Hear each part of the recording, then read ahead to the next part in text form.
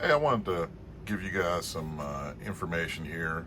Hadn't really found a video like this on YouTube. Essentially what this is some of your options here for B&T mags. Things for your TP9, your APC9 Pro, your SPC9, your GHMs, etc., etc. Start on the left here. This is the original generation magazine. Usually I have the rubber butt pad on here, but I just wanted to show you that there is a difference between the Gen 1 and the Gen 2. The Gen 2 is the one that comes with the smaller, more lower profile butt pad, but also you can see that this little cap or end cap is on here, and that does not exist on the old one. This basically takes the brunt of the force and cracks if you drop it. These are not reinforced either. It's just fully plastic.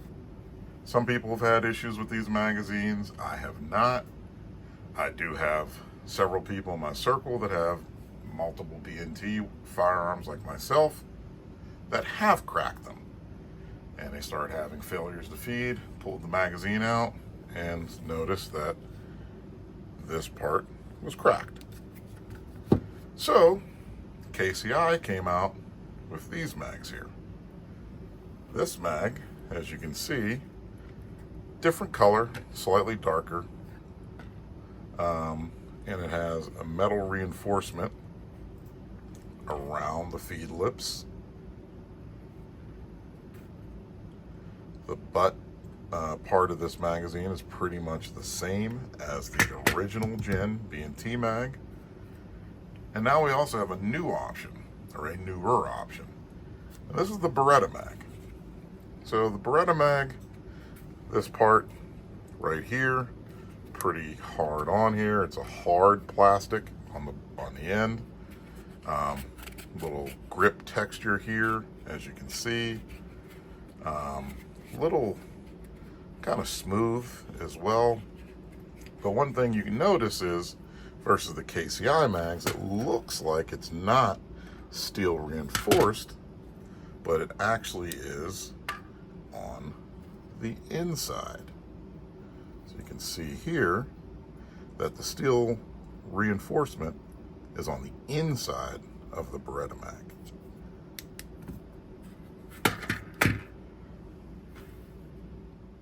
Now I'm going to show you each one inside of my GHM 9. This has the plastic original Gen 2 lower. So start with the B&T mag. Next we'll start with the Gen 1 mag. Insert there. It's a little bit of play, not a ton, still seated. Gen 2, a little bit of play. Still seats perfectly. KCI mag.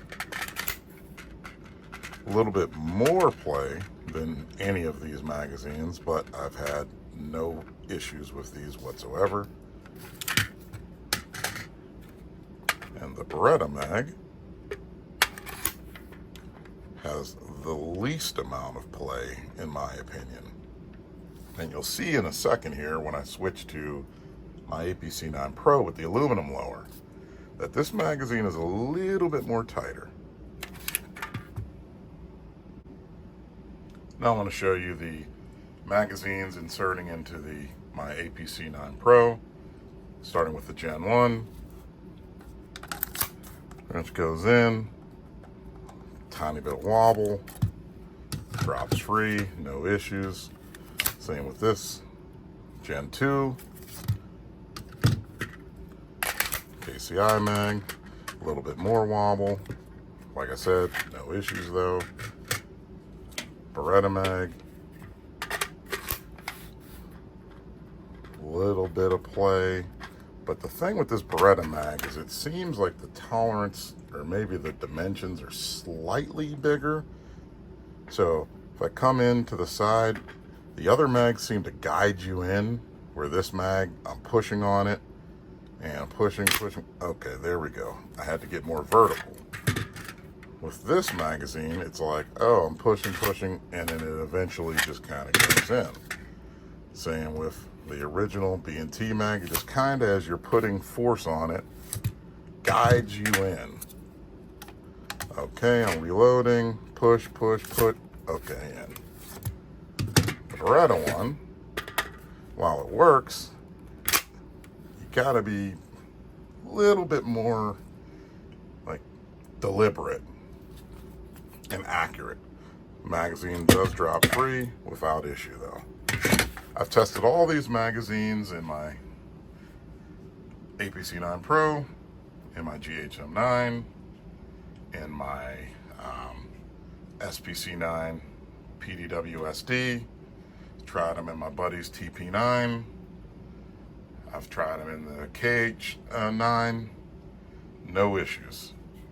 So to me, for the option, cost, these are about half the price of the B&T mags.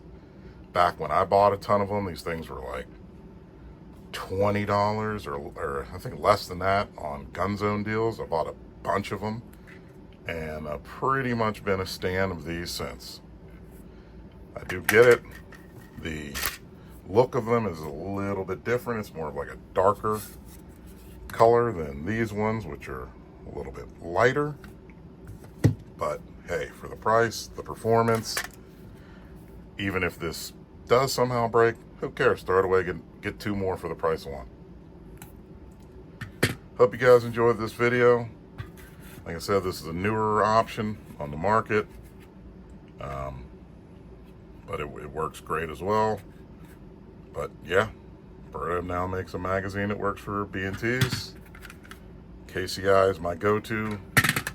Then I'd probably go Gen 2, B&T mag,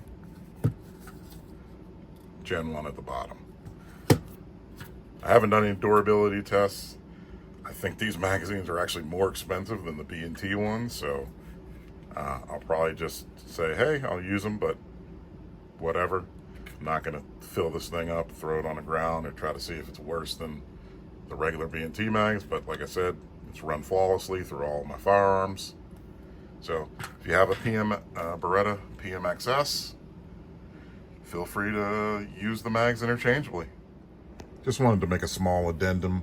As I was looking at the rest of the videos, a couple things I'd failed to notate, that questions you may have. Number one, showing you here, this is the Gen 2 magazine. This is the lower profile rubber butt pad that comes standard on them.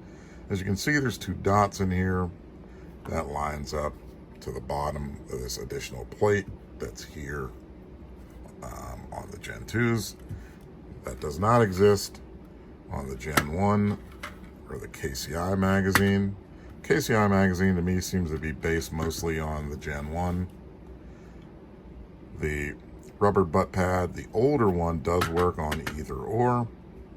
So if you're able to acquire some of these still, or you have a bunch of them, it can go on either. But I wanted to also show an observation, and this may be the reason why when I showed a little bit earlier, it seems like the other magazines guide themselves in a little bit easier than the Beretta magazine, even though the Beretta magazine does function without issue. Now I want you to look closely here. Note the top of this magazine, right?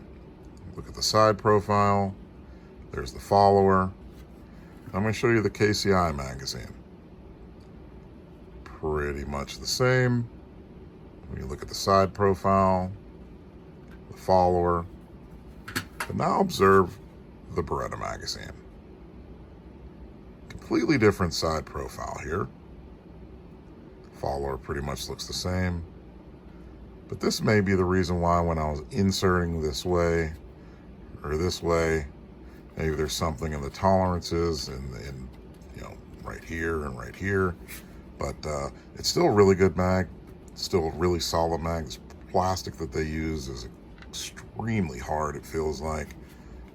As I said before, I've used them without issue in my B&Ts and obviously the Beretta.